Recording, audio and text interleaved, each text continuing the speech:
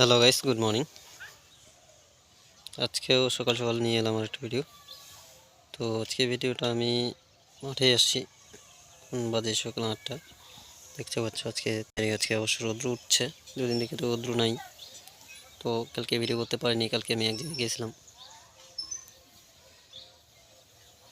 তো সেজন্য আজকে ভিডিও করছি। তো আমি এসছি ভুট্টাকে দেখতে।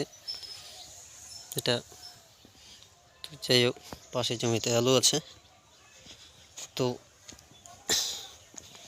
তো এখন আমি বাড়ি যাবো।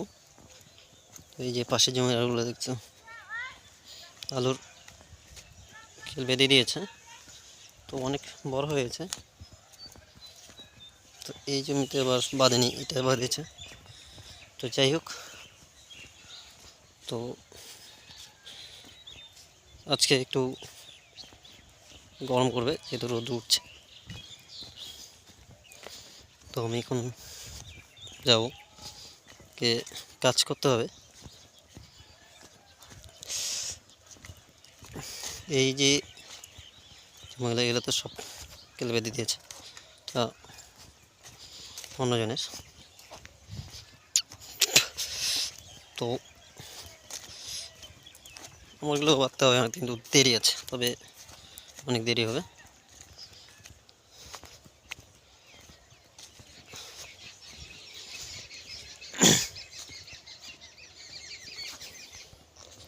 চলো আমার ক্ষেতের আলুগুলো একটু দেখিয়ে নিয়ে আসি।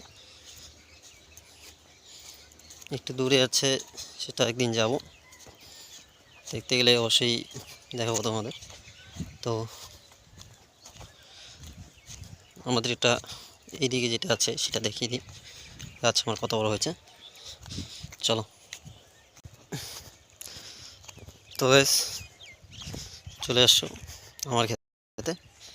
তো এই যে আমার ক্ষেত, গাছ ছোটোই আছে, আরও লেগে যাবে 4-5 দিন, 7 দিনও লাগতে পারে। ঠিক আছে, এইদিকে আবার পাশের জমিতে সর্ষে দেখতে পাচ্ছ, এটা হচ্ছে সর্ষে ক্ষেত। তো আর কয়েকদিন পরেই পুরো মাঠ সবুজ হয়ে যায়, মাঝে মাঝখানে ফাঁকা আছে অবশ্য।